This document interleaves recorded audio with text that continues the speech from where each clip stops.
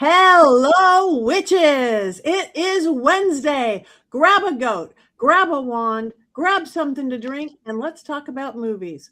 Witches talking about movies. Yes, we are the Witches Movie Coven. We've been doing this for decades now. It feels like quite some time. Hopefully, you've joined us. Hopefully, you'll join us again. Let us introduce ourselves.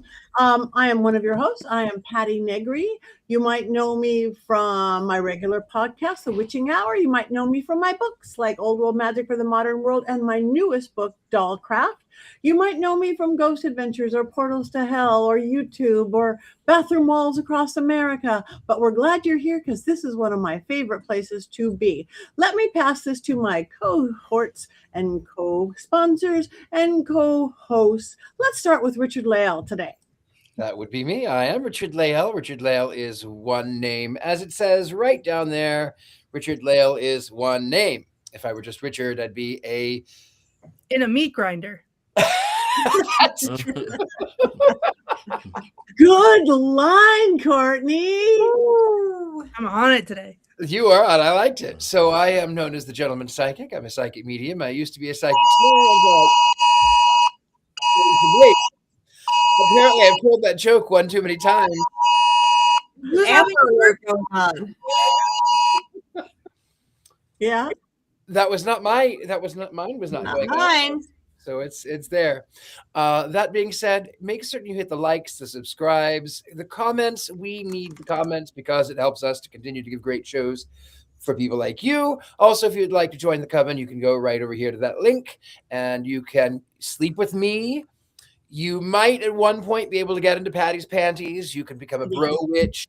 You can get some quotes. You can get some books by Heather Greene and by Jason Mankey, 10 of them. You can get all of these things over there at the coven, right over there at MrControl.com. Thank you very much. And now moving on to our golden hair locks, Jason. I am Jason Mankey, author of those 10 books. Here's one of them. The Witch's Wheel of the Year. Yeah, that's all I do is I sit and I write and then I talk about movies on Wednesdays. That is my life. Perfect. Thank you very much. And now the beautiful and ruby-lipped Courtney Buckley. That's me, Courtney Buckley, ghost bait on Scared and Alone. And I came prepared tonight, guys, with my mocktail, which is I don't want to oversell myself here as the best bartender of all time. It is watermelon Red Bull straight from the can over ice because I know what I'm doing. But to celebrate my 10-year soberversary. So happy soberversary with me. It's been a decade. It's been a long decade. And some days I think maybe that's been enough time, but not today. Perfect. Thank you very much. And last and never least, the beautiful Heather Greene. Hi, I am Heather Greene, and I am the author of Lights, Camera, Witchcraft, which is right here. It is a critical history of witches in American television and cinema. And I am also a journalist covering all things occult in the media, as well as an editor at Llewellyn Worldwide, working with wonderful authors that write about all the things that we talk about, including one that's here, Patti Negri, and we did Dollcraft together. What a treat! Thank you, Patti, for doing that book, and many other authors that I work with. So, and on Wednesdays I do talk about movies. Yes, thank you very much. So that is us, and you guys are equally apart. But we also want to welcome our beautiful Tabitha, who is also a coven member, and she's kind of helping us and guiding us through our chat room. But we want you guys in our chat room as well. Talk, hex, curse, tell us what to do, tell us what not to do, because we're live right now. We are live. So this week's movie, in honor of 420, week 420, Hansel and Gretel Get Baked. We have gone back for the second week in a row to 2013. Yes, indeed. 13 years ago, Hansel and Gretel Get Baked. Hopefully you guys all watched it this week, but just in case you didn't, Richard-Lael, do you have an unbiased synopsis of this? This is certainly, I have something for certain. Okay, so we all know the story of Hansel and Gretel. This is not that story. So apparently, Hansel and Gretel are brother and sister, and are also stoners who live in 2013 Pasadena, California. And also, the boyfriend of Gretel is stoner and has heard of this new strain of Mary Jane, and it is called the Black Forest. And of course, you have to go to this certain old house in Pasadena, which I know very well. You have to go to an old house in Pasadena where there's a witch, and she's a little old lady. And of course, she offers you tea and she offers you snacks, and the boyfriend goes and doesn't turn up anywhere else. So he's down in the cellar, getting eaten by the witch. He doesn't want to watch, and so she plucks his eye out. Nonetheless, that sends Gretel into a frenzy, and she tries to find her boyfriend. Her brother Hansel seems to think that it's ludicrous. So she and a friend formulate a plan to break into the house, which is supposed to have an old woman, but now she's feeling much more refreshed. Then they break in. They find out that there are zombies. Oh, I forgot. There's a rival drug gang who also try to break in and are now dead because of zombies. I don't remember where that was. Honestly, I don't. But nonetheless, as it turns out, Hansel and Gretel both survive the witch's house because neither of them have partaken of the witch's treats. Then, of course, in the end, the police show up. The witch is dead. Ding dong, the witch is dead. And then, of course, she's not dead because a black cat jumps into a police car, and he's going to take the cat home, and she is actually the witch. That's it. That's it. That's the entire film.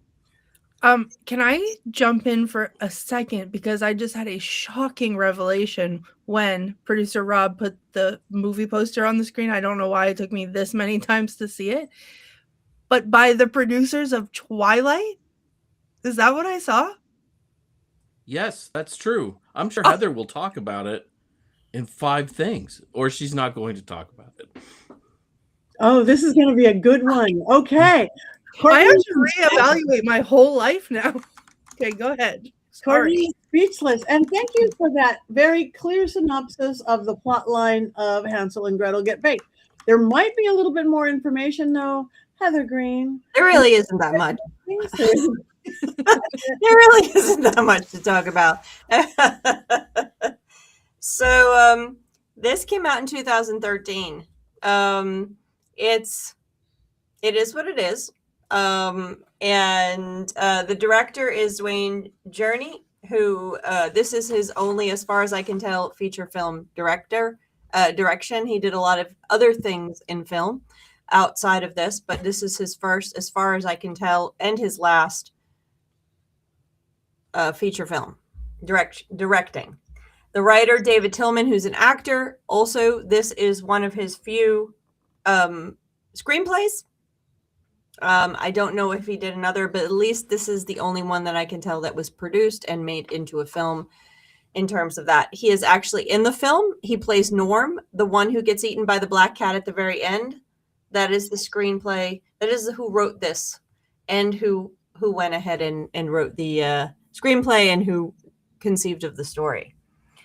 The budget was $4,500,000. I cannot find reports on how much it made, but it was released to limited theaters and then immediately within the same month to on demand. So this was not a breakout success. It was not nominated for an Academy Award. It did not win an Academy Award. And yes, it was produced by the Twilight folks, but I did not dive into that. I moved on to some other things. So number 2, the cast. Let's look at them for a second. They flashed up a second ago. We have Molly Quinn, who plays Gretel. She was a voice in the Winx animated series. If you know anything about that, she also was Agnes in 2021, and she was in We Are the Millers. If you've seen We Are the Millers, those are some of the things that you might have seen her in. Hansel's played the brother, Michael Walsh. He was in Star Trek Insurrection, Boy Meets Girl, and he was in the Twilight series. Oh, there we go. There's the heart. Oh, there we go. I do love the Twilight series too. I'm so excited to do it for my birthday this year. Okay, well, Witch Agnes. Agnes is a common name for witches in film. We've seen the name Agnes before. That's another conversation, played by Lara Flynn Boyle, who you may have remember from Twin Peaks. She was also in Men in Black, Wayne's World. She's actually been in a bunch of things. You may know her from other things as well. Those are some you've seen her face in. Ashton, the boyfriend. Andrew James Allen. I didn't look him up. Meter Man. Here's the big one. Did anyone notice or recognize the Meter Man from the very beginning of the show? The 3 seconds at the very beginning. Is that Carrie Elwes? Harry Elwes. He is. You do not, if you have to look very closely. I was trying to find out why he actually did that part, and they said probably for fun. I couldn't find it. Maybe he was connected to somebody. I couldn't find it. I didn't have enough time to dig deep. But clearly you don't recognize him at all. But that is him. And Carrie Elwes, if you don't know, he is Princess Bride. For me, that is Carrie Elwes. He's Princess Bride. So that's all we need to know about. And another character, a face you might recognize in here, amongst others, may be Lachlan Monroe. He was the police officer. Not the one he was eating. The police officer was shot at some point, the male police officer. He was in The Night at Roxbury and Scary Movie. He's a recognizable face. Like, I saw him, I'm like, I've seen him before. So that is him.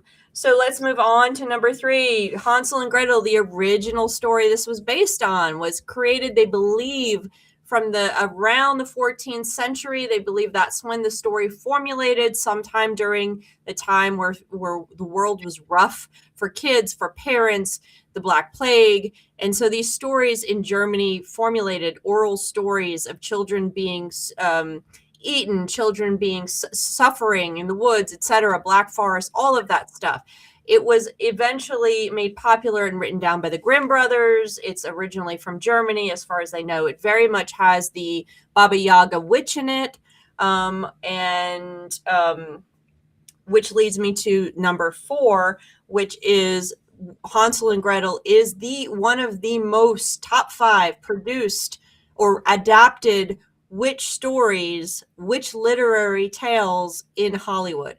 So you have things like Macbeth, The Wizard of Oz, Macbeth, and Hansel and Gretel's right up there. Over any other fairy tale, you are going to see it time and time and time again through Hollywood history, both television and film. And so it's really interesting. And I could go into detail, but some of the very first Hansel and Gretel adaptation in Hollywood is 1909, Hansel and Gretel. And you go through periods of time in the silent era, and then you go through periods of time in the 20s, and then the 50s, and then this time. And mostly you see it emerge when we have a change in technology. And it's a really interesting thread. I won't go into details here, but when Hollywood has a new technology, they tend to replicate stories that we know. Hansel and Gretel is one of them. Hansel and Gretel is the classic witch tale. It has the classic witch in it. It has the Baba Yaga who eats kids story. So you have it when Hollywood starts, you have it when animation starts, you have it when television starts. But this movie particularly was created when witch films, we had, first of all, technology-wise, this is when streaming really hit strong. So we have a technology change. And you also have, during the early 2010s, you have both an uptick in interest in witch films, but specifically in witch films that are centered around tales and history. You have we have Salem stories, we have fairy tales, we have fractured fairy tales, we have dark fantasy, all happening right in that early period. Once Upon a Time, Maleficent, I always bring that one up as an example. Salem, this show. We have tons and tons of stories that are retelling our stories from different perspectives, from darker perspectives. This is one of them. And it is not the only Hansel and Gretel story of the time. 2013, we have Hansel and Gretel Witch Hunters. I think we've done that film. I think we've done that one. And then, of course, 2015, Hansel versus Gretel. There's another one for us. And then we have Gretel and Hansel later on in 2000. I think we did that one. That's like 2023. That's more recent. So you have a ton of Hansel and Gretel stuff happening in the early 2010s. So it's pretty cool and it's interesting. And this is a different take.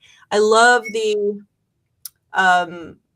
double entendre of the actual title of Hansel and Gretel Get Baked, talking about baking and then getting baked, kind of cool thing. So the last thing baking the witch. Yeah, they're baking the witch. Exactly. Yeah. It's a double entendre right there. There's all kinds of baking going on. I feel like we should break out into like a song from Waitress here. So anyway, the witch, finally, you have the witch to find herbs, bottles, black cats, of course, all the things that you normally would see, of course. And then you have the nature in the forest made up here of marijuana. But there's a couple easy things. 140 Wicca Lane is where she lived. I don't know if anybody caught that. 140 Wicca Lane. And she also, which is stereotypical of a characterization of witches, and is specifically, again, allegorically a female's power, is the desperate need to stay young. And that we can talk about thematically. We are not going to get into that. That's part of my book. I talk about that. But here we have it again, the sucking of life juices to keep you young and beautiful. So this is another version of the same thing we see in a lot of our movies.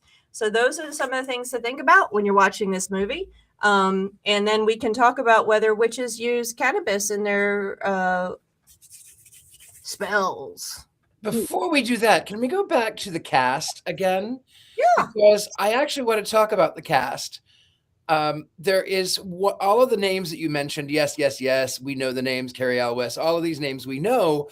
But I did not know that Doug Haley, right there in the middle, was teenager number 2. Doug is a friend of mine from Los Angeles, and I was not paying close enough attention to see that he was the teenager. And it's no wonder that in all the many years that I have known Doug, he has not once mentioned that movie to me. Yeah. I feel like I would immediately mention that movie. Right. At the top of my IMDb. I mean, mind you, I was on that show. What was it? The Legs Benedict one. I can't remember which one that one was. That was bad. That was like, this film is bad. I think the film I was in was much worse. I don't normally tell people like something I just did. Everyone knows. Club Lingerie. You can find me as Legs Benedict, a transvestite serial killer. I mean, I'm a killer who is also transvestite. Literally couldn't have written something better. I will be inhaling that later. It's awful and fabulous. Also, Andy Dick is in it. And speaking of, well, I'm not Richard. Speaking of being in a meat grinder. Being in a meat grinder. Yes.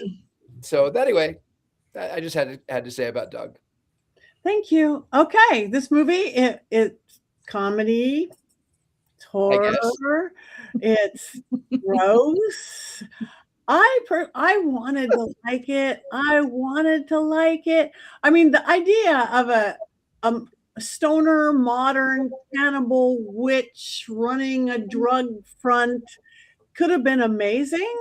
And I like stoner films, but for me, nothing landed. Absolutely nothing landed.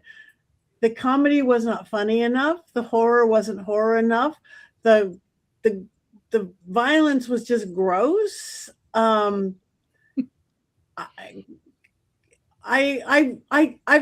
neck is sore from being tilted the entire time. Me and my dog were both going, tilt. tilt. And I wanted to like, oh, the evil dog, oh, the cannabis moving. But I've never seen, I mean, we've seen some really, really bad films. This is one that kept so unlanded in every point for me, from the acting, from the directing, from the cutting, and it could have been brilliant, in my humble opinion. What do you guys think? Stoner movies are funny sometimes, and I've like enjoyed Harold and Kumar Go to White Castle, Dude, Where's My Car? They're a good escape. This is a terrible stoner movie because everything Patti said is true. It's not funny, and it's not scary enough to be a horror movie, and it just doesn't know what it is. Laura Flynn Boyle is a pretty famous actress, I think, and she's in this movie. I don't know how that happened, and yet it's completely directionless and rudderless. I prefer Velocipaster or The Killing Tree. Those are terrible movies too, but at least they wink at you and have fun. There's nothing fun about this movie. Fun. Well, I beg to differ. There was one thing fun about this movie. I've mentioned it several times already. I think that visually we love a boobs and butts moment. And never once did I think on the Witches Movie Coven that we would get a penis in a meat grinder situation. And there it was, full on in my face. And for like 1 second, up until that point, I was like, wow, the writing is terrible. The acting is horrific. Like obviously, like they're not actually stoned, but they're like taking the stereotype of being stoned and then they're high on something else and then trying to be the stereotype of being stoned. Like it's like the word, it does not land. It's terrible.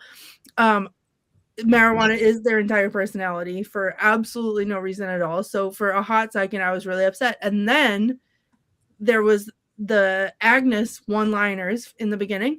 And I was like, wow, this feels like a lot until the meat grinder. And then I was like, this is happening. It's happening. It's so exciting. And it's happening right there for me to see. And then I was invested. And then I was like, yes, I too would be a drug dealer if I grew my own pot from putting penises in meat grinders. This feels very me-coded. So I don't know. Was it good? No, absolutely not. Was I connected to the film? Yes, I was. Did it grab me by the meat grinder balls? Correct? Yeah. Absolutely. For that reason alone. I was immediately, just like with the Witch Mafia, I needed to know nothing else. I just needed to know that, and I was invested. So, and also I will say that I was not expecting the level of gore that I got, and I love gore. So I did enjoy that. Was it scary? No. Was it funny? Not even a little. I did not think, especially for a stoner movie, and I watched it completely sober, as you know, it's my soberversary. Maybe I'm a little California sober. I do indulge in edibles every once in a while to help me sleep, and I can get a little silly. When I watch Your Highness, I'm not crying because I'm laughing so hard because of the stupid things that they say in that movie. This movie, I would have been scared. In not a horror movie way, in a what universe am I in? This is a bad time kind of a way. But I think that the meat grinder saved it for me. So, note to self: be extra nice to Courtney Always. because she seems to have a penis meat grinder fetish. Oh. End note. And are you Cool. I brought my themed wand again because it just fit again. So They may take you away one day, Courtney, but it'll. But and then to find out, imagine my surprise to find out that it's produced by the Twilight. Like I knew the Twilight Kid was in it. I got excited about that for like a second until he was terrible. But then to find out that it was the same, it was by a Twilight producer. Are you kidding me? What is this? My birthday? Are you kidding me? And now I'm on board again. So Notice how that producer did not have their name? I don't need it. It- I don't. From the producer of Twilight, Mhm. it's that kind of like, But don't tell your Well, name, right? I am the fan of the movies that people don't love, and so I understand that, and I can support that. It's fine. Wait, But can I just? Yeah, go ahead. Go ahead. I was just going to finish off by saying whoever made the creative choice to show the meat grinder scene in all its glory like that, that's who I'm giving wands up to today. I'm going to jump in here for a second.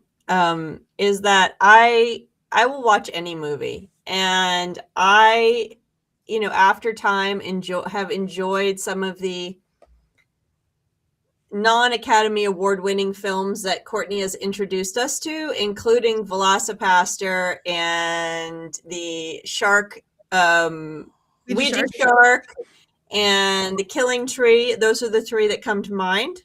Specifically, those are so much, they're so ludicrously bad, obviously not made with any intent of being serious, that I will talk about them for days. I have mentioned those three specific films to people more than a lot of the films that we watch, because they're so poignantly bad, but actually they knew it. Yes. And especially Velocipaster, which I was very impressed with their self-awareness in that film. It was obvious, Yes. we can't afford it, so we're just going to go put a big thing here, and say we can't afford this, so we're not doing this. So, those are so ludicrously bad that it's just, they own that, This one was not that. This one thought it was a horror movie, thought it was a stoner movie, but never really reached either point.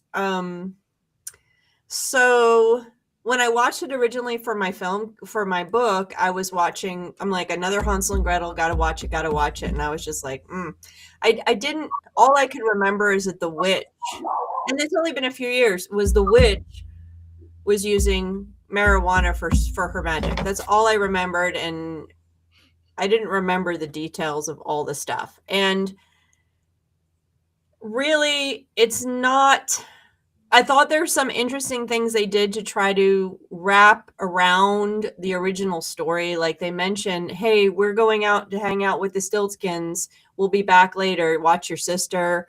The trail through the forest is now the marijuana thing. And, some of the stretches they tried, and it could have worked.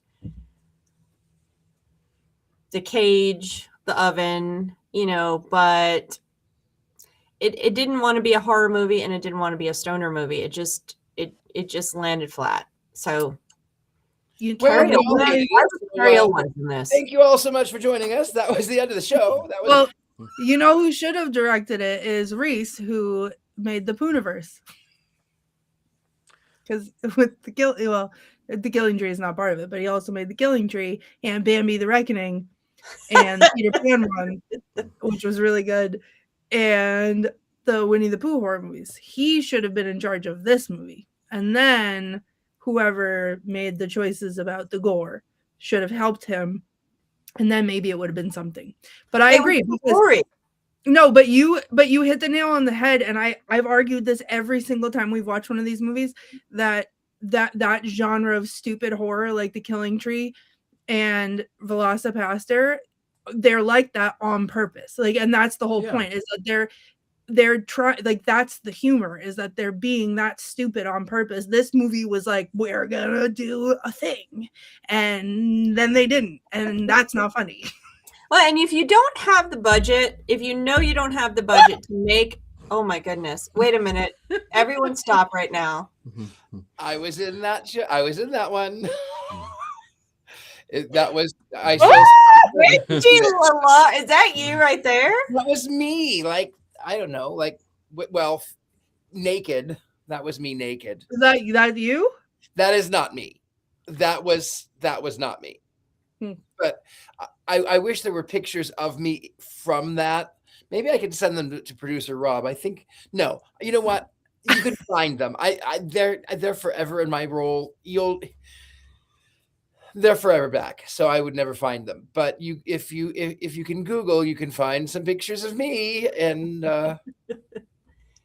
in that movie As Richie, if we search Richie. I was Richie. Yeah, that was what I was new to Los Angeles, and I wasn't Richard-Lael then. I was just Richie, and I didn't want to be Richard, and I didn't want, because I hate Richard, and I didn't. Anyway, long story short, I was in that movie, long time ago. Well, after that, I was saying before we got distracted by that fabulous little interruption, and oh my goodness, here we go.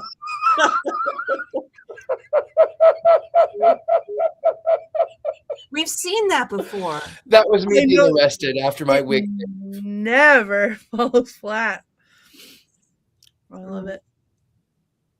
Yep. Okay. So for filmmakers,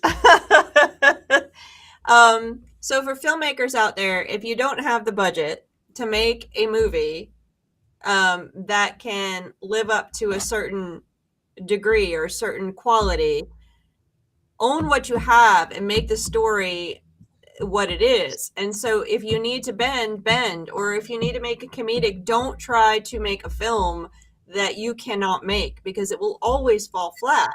And I don't know that this one didn't. I mean, this one had a decent budget. They could have scaled back. There was a lot of actors that didn't need to be in the film. They could have done a fun stoner movie. I mean, how funny would that have been? I would have enjoyed it more if they actually got stoned with rocks. Well, that's a different movie then. I mean, this was competently made. You know, there aren't like crazy shots. It's just a bad movie, right? It looks like a movie. It's clear that people who work on movies probably worked on this film to some extent. There was more than 2 locations. One of my favorite things about Ouija Shark is they just keep running through the same park over and over, right? I mean, you saw a couple of different spots. Some of the house was really well done. Like the room with all the potions and the herbs and stuff actually looked pretty cool. It was just crappy. The script was crappy and didn't know what it wanted to be. Yep. I thought her makeup was terrible. Horrible. Her makeup was terrible. The aging makeup was bad. The unaging makeup was bad. Mm-hmm. Whoever did the makeup, should have been fired on that one. Mm-hmm. I was thinking, like, maybe I should have been high to watch it. Would it have been better? I don't think it would have been. I think it would have been worse. I would have been frightened watching it stoned. Yeah. I don't think, and for me, I think it was all the script. Like, I could have let go of, because the gore was good enough. And like Jason said, there was more than, well, I mean, we all know that I love a singular location pretending to be Vietnam flashbacks movie, but like everything else, like the set was fine. Like the whatever, I could have let go of all of it if the dialogue wasn't the worst thing. My ears were bleeding, and it was just so uncomfortable to listen to them talk, and that ruined it. And I feel like I would have, honestly, if that was a little bit better, I would have been fine with this movie having an identity crisis. I could have found something to be on board with, because the concept is there. It's interesting. The gore was good. I'll say it again, I guess, but like it was like listening to nails on a chalkboard. It was just awful. And that was the part for me that I could not, as much as I love movies like this and as much as I expected to love this movie, that's the part that I could not get behind. And what's really funny is it came out the same year as Hansel and Gretel Witch Hunters. And that one did very well. I mean, I'm not a big fan of that movie, but it did really well. And, you know, it's funny that 2 Hansel and Gretel movies came out at the same time. So this wasn't trying to ride the coattails of that movie. So it was just kind of riding the coattails of everybody wanting to do fairy tale movies or dark fairy tale movies. And someone came up with this idea. But I would have liked to see it as a comedy stoner movie rather than a horror movie. I think that would have been fun and different. If it had to choose. Another thing about this film is it's set in California and it's 2012, 2013, and they're acting like marijuana is some sort of taboo, like the police. Right. I moved here about that time, and I remember I went to a parade for the San Francisco Giants, who had just won the World Series, and then they had a big reception. And I thought that I was at a Grateful Dead concert because of the haze of pot smoke that was over everything, and nobody hit it, nobody cared. That's California, and California. marijuana wasn't legal then like it is now, but it took about 2 seconds to get a prescription for it because that was all bogus, right? Like this whole idea that the cops cared, like, oh, you got busted for weed, like it's just so not true. Like maybe in 1985, but not in 2012. And it just takes you right out of the movie because it's completely not realistic. Well, and let me just add to that is that since that time, I work for Llewellyn, as everybody knows, and we've had a number of books that we've published. The author is Carrie Connor, and she publishes books where she talks about using marijuana, obviously legally and responsibly. I add those disclaimers in for your magic and spiritual use. And so I'll hold some of these books up. We have Conjuring with Cannabis. We have, 420 Days and Weed Witchery right there, if anyone's interested. And then wait a minute, one more, hold on. Wake, Bake, and Meditate. I love the title. So take your spiritual practice to a higher level with cannabis. There you go. So, the use of them in metaphysical, spiritual, esoteric uses is a literal thing. But I'm guessing that Carrie probably did not have any kind of directions on how to wake up plants and have them to transport cameras across and to actually medicate people or turn young men into zombies or make them pass out so they can go and so you can go ahead and suck the life juices out to be young. I don't think these books have those instructions. Besides, not only does cannabis not turn young men into zombies, that's Fox News's job. I mean, yes, But that's not these books. And for science, if one wanted to do all of those things to a man, what book would we read for that? I'm not asking for myself. I'm just curious in case other people are wondering how you proceed to be Agnes in this movie. Just Asking for a friend. Well, asking for a friend. not me. Jason, you have an answer for that? Jason, write that book. Book 11. Let that be number 11. You're muted. Good. You're gone. I can't hear you. can't hear you. Well, that's the marijuana talking. How to be an evil stoner witch or something? I don't know. What kind of book would you want me to write there? Well, it's specifically, Courtney, you have to write the spell for how to fix a man that shows up at your door so you can get him tied up and then Eat him. eat him? All right. Well, To stay young. Heather, call up Llewellyn. Dear Llewellyn, I'm going to write a book. It's going to be about that. And see if there's any nibbles on that, because that's what I'm going to write about. So you can stay young. The whole goal is to maintain your youth. Obviously. Well, how do we know you're not doing that already? Because you're so youthful looking. You could be 300 years old. I actually am 374. Wow. You do live in She has a meat grinder. She has a meat grinder. I have a lot of instruments that do a lot of different things. This is one of them. So. And we're speechless. Dead air. well, I have a question for everybody. So, is there an adaptation that you prefer of Hansel and Gretel? Because it is a classic story. We've covered several versions ourselves. What is your favorite version of Hansel and Gretel beyond the Grimm fairy tale?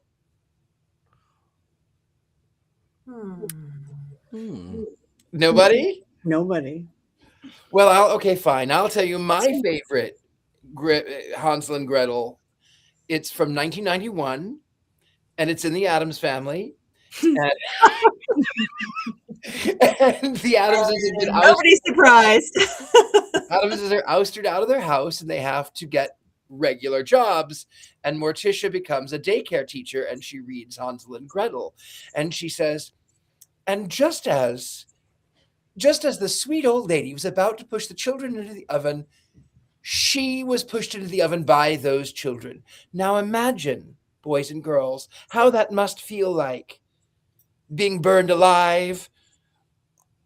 And then, of course, all the kids are crying. And you know how the kids are crying is because they told them that their mommies and daddies did not want them. I'm not even kidding. In that 1991 film, the children crying is because they told them their parents were never coming for them and their parents didn't love them.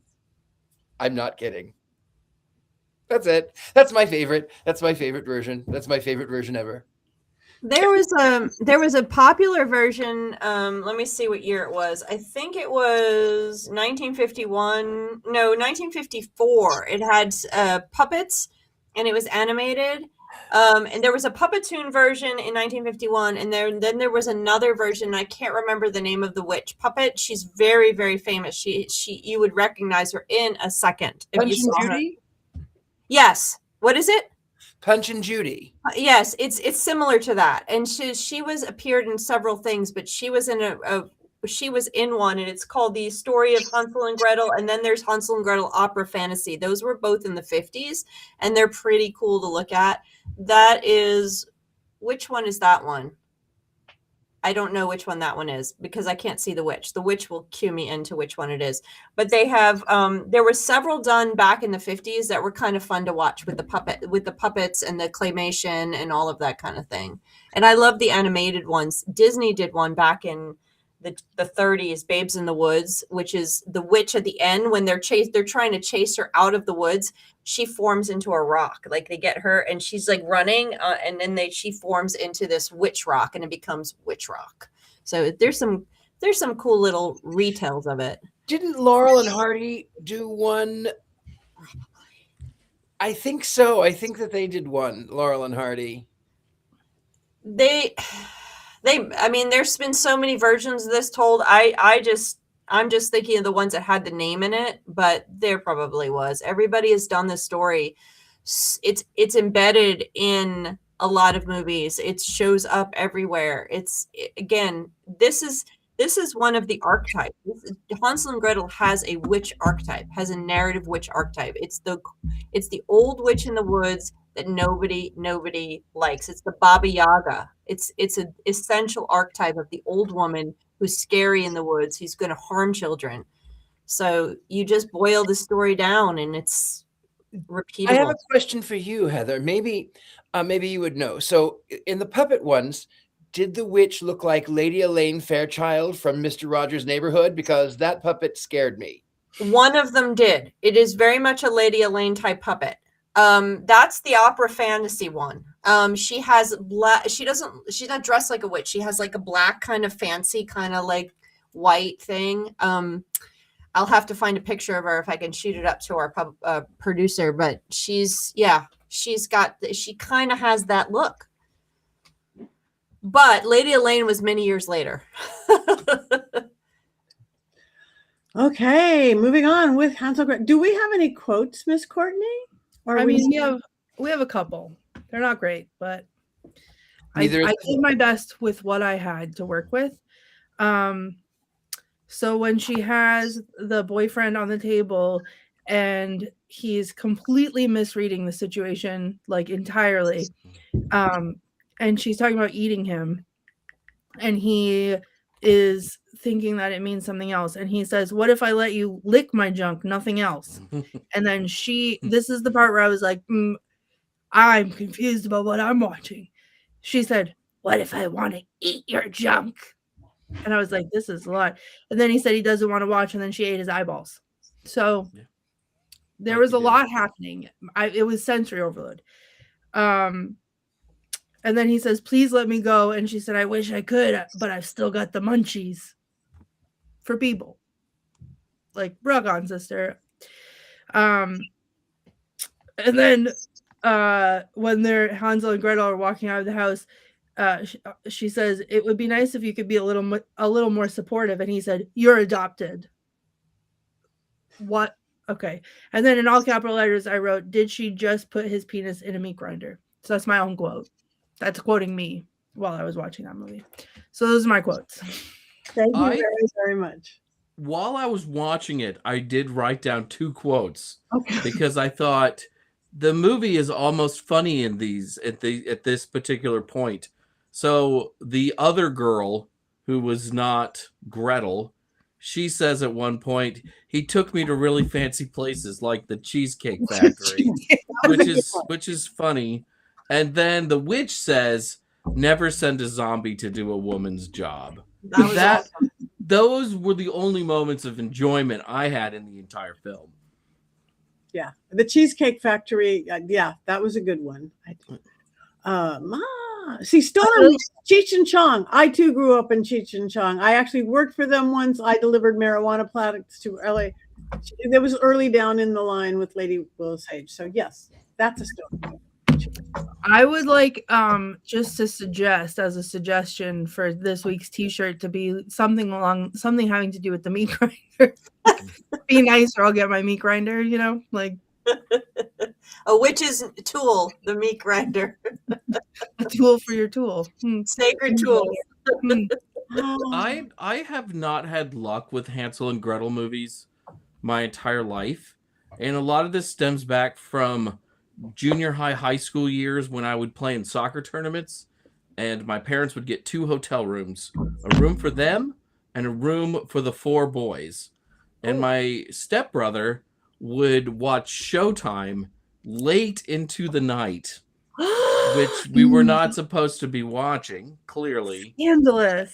And there's a terrible cartoon that was shown late at night on Showtime called Hansel and Gretel, and it's a pornographic version of Hansel and Gretel, and it's about 7 minutes long. If you want to see it, you can look up Hansel and Gretel, but I have been scarred for life by Hansel and Gretel. So sorry, Jason. I'm Yes. furiously Googling right now, but okay. Speaking of, do we have a Mankey movie moment? I mean, I probably should have wrote about that, but I did not. Probably for the best. I will start, though, because of the hair, sometimes because of the way I dress, people just assume that I'm a marijuana guy, that I'm a cannabis guy. People sometimes walk up to me and ask me, where to buy illicit substances. And this has been happening for a while. But I am not a marijuana guy at all. I tried it when I was in college a couple of times. I remember one night after visiting the bar, I met some really beautiful women who were looking to get high, and I took them back to the house that I shared with a ton of people. And most of my roommates were stoners, and I asked one of them if I could get some weed so I could impress these women. And he said, sure. And he goes, that will cost you money. And I gave him basically all the money that I had. And I thought to myself, this is just way too much effing money, and I'm never doing this again. And that's like the only time I've ever bought marijuana. Over the years, people would offer me pot in various forms, and it would usually just make me paranoid, or I would convince myself that I was dying because of it. I ate a couple of edible blueberries once with like marijuana chocolate, and 30 minutes later, I looked up marijuana overdose death, convinced that my time was very soon. You really can't die of a marijuana overdose. I am not a good person to get stoned with. I taught a witchcraft class a couple of years ago, and one of my students brought me some honey infused with a strain of marijuana that's supposed to make you sleepy. And that actually worked pretty well. and I sometimes would take a teaspoon or two before bed, but I didn't have any extra cool dreams, nor did taking that honey make me want to start kicking a hacky sack and listen to the Grateful Dead. I didn't get high, I just got sleepy. And I've also never been a smoker of anything. Inhaling burning plant material just makes me cough a lot. When I try to be cool and smoke pot with people, I just end up coughing and gasping for air. I sound like a cat coughing up a hairball. Do you know what doesn't make me cough? Whiskey. Also, water. Pretty much anything is preferable to me than putting smoke into my lungs. But I often wish that I was a stoner. It always looks like so much fun. People always hang out together, and sometimes they're in a circle and they pass a joint around and they laugh and they seem all chill and stuff. And then I get in the circle and they pass it around to me and I just start coughing 2 seconds later. And then I start looking over my shoulder because I'm sure that we're going to get busted by somebody because THC makes me paranoid. And then 30 minutes later, I think I'm going to die. It's very clear to everyone that I'm not a marijuana person after those moments. It's also clear to everyone there that I was never cool enough to work in a record store. Heather always tells us that horror movies are really warning tales against sex and drugs. And while I thought Hansel and Gretel Get Baked would just be a stoner comedy, this movie makes marijuana look completely unfun. The opening is kind of fine. People see music allegedly, and stoner dude is with a woman that's way out of his league, and they seem content and blissful for a few minutes until they get munchies. But then the moment the dude goes out to get more weed, he loses an eyeball, and the girl never gets stoned again.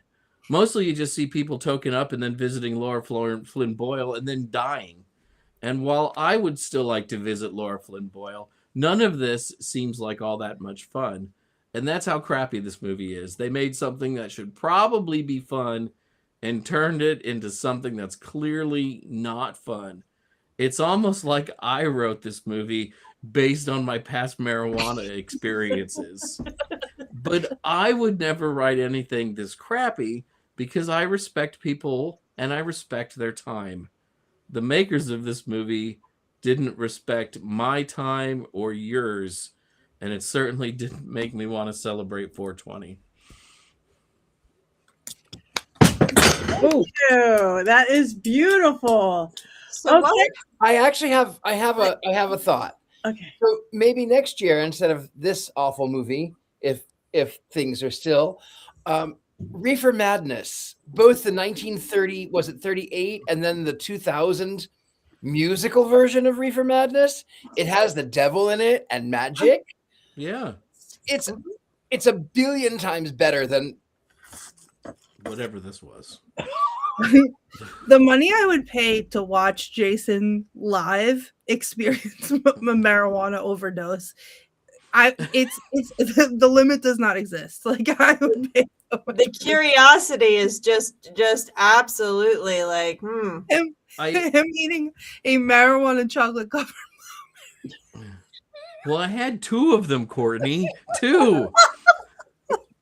And like freaking out and Googling marijuana overdose.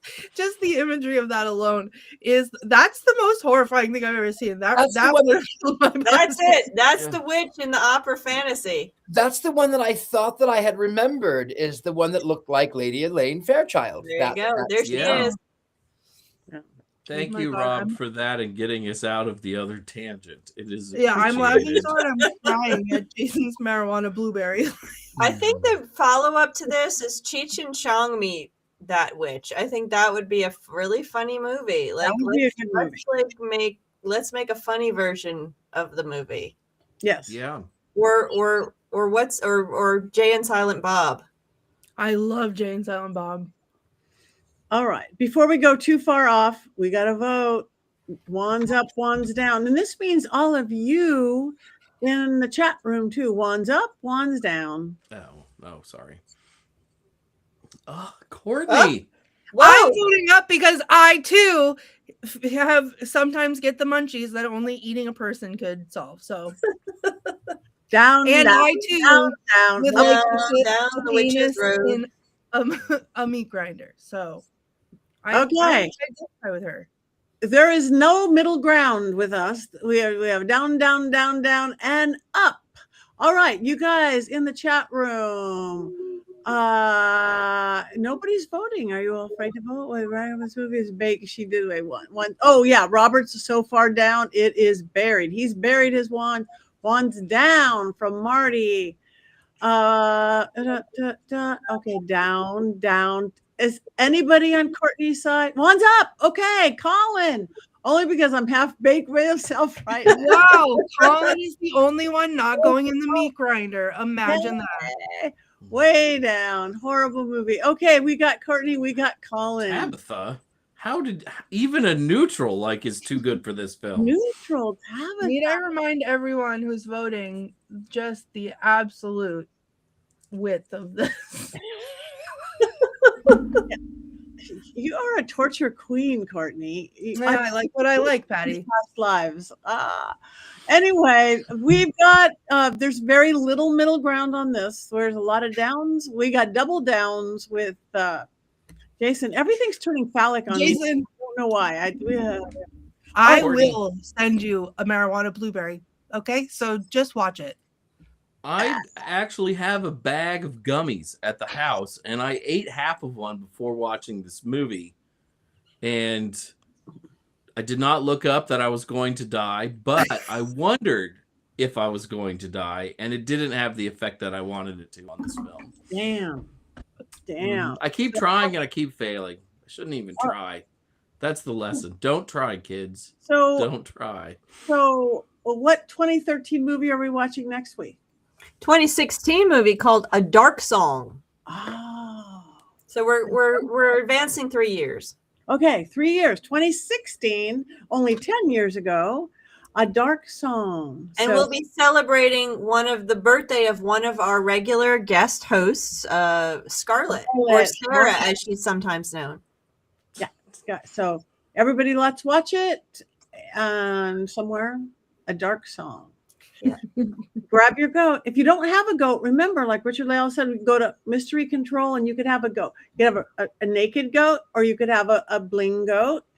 But there's many goats to be had. Or you could have a lovely scarf goat, which we have outfits for our goats too. Anyway, we have a minute or two left. Does anybody have anything fun they have going on they want to tell us about? Courtney. I can't stop laughing because who is the character in Willy Wonka that turns Violet Beauregard. Violet. I now have that imagery stuck in my head of Jason freaking out because he thinks he's turning into I do like blueberries a lot. I swear this is just Red Bull. There's nothing else in here. But I can't stop laughing. It's just so funny. Oh my god. Sorry. Did everybody see the Practical Magic trailer? Yes. Talk about that. Wand's up immediately. I'm ready to go. I'm ready to go. They are so promoting it. It better be good. They're promoting it. This weekend, I'm going to be in Atlantic City, and then we got to go to Heather. I'm going to be at the Showboat Casino in Atlantic City for AlterCon and Great American Cryptid Expo. I'm going to be doing a seance. I'm going to be doing a mediumship gallery with a fellow medium, April Doucette. There's all sorts of like little exclusive things that you could do with Sam juices. So you check AlterCon, ALTERCON, or go to my website. Join me this week in Atlantic City. Next week in Vegas for vampires. So much to do. Heather, go. I am leaving tomorrow for Portland to go to Spirit Northwest, a pagan event. I will be there representing Llewellyn, talking to authors and talking to people who want to publish a book or write a book about any esoteric and occult and pagan stuff. So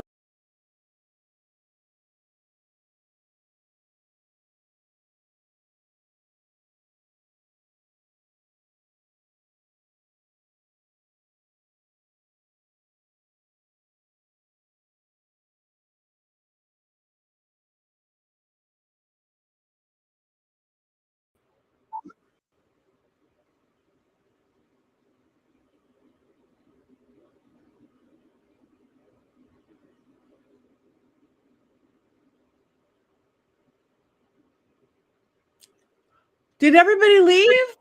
I just got kicked out. I got kicked out. I I got thought kicked you were out. still alive. Are we the only ones left living? Everybody fell in the meat grinder. Jason's blueberry took over. What's happening? I'm backstage. We all Jason. the witch got us. And Heather was in the middle of talking. I know. Oh, Jason, your blueberry did not take you. Yeah, like the whole thing just like went went dead connection has been lost. in the right? middle of Heather talking, and she's the one who's still lost. Mm-hmm. Richard-Lael. Oh, Someone Richard-Lael I left lost. her. Yeah, we. Wasn't me. Okay. You guys hear me? now, Heather. Was I the only one who just got dropped? no, all of us did. but you're still visionless. Richard-Lael was back for a second and then he left again. This is dramatic. This is dramatic. We've never had that. This is what happens You're back. when everyone gets raptured live. But we get sent back.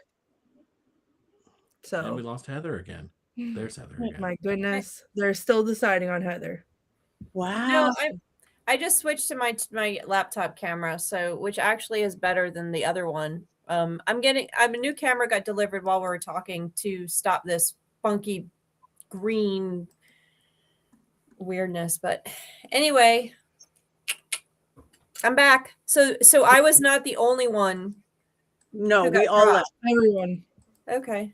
In the middle of you talking. In the middle of you talking. Yeah. So I you know. could finish talking. I'm witchy like that. Yeah. I thought it was Jason's blueberry. All right. Richard-Lael has not made I've it gotten back. blamed for a lot of things. I've gotten blamed for a lot of things in life, Courtney. This one isn't me. So Well, it's not you. It's your blueberry. we All have right. Well, I guess Could be. it's telling us it is time. I was hoping Richard-Lael could come back, but he's not. So we have one more thing to do, and I guess let's do it in our stoner best. Yeah. 1, 2, 3.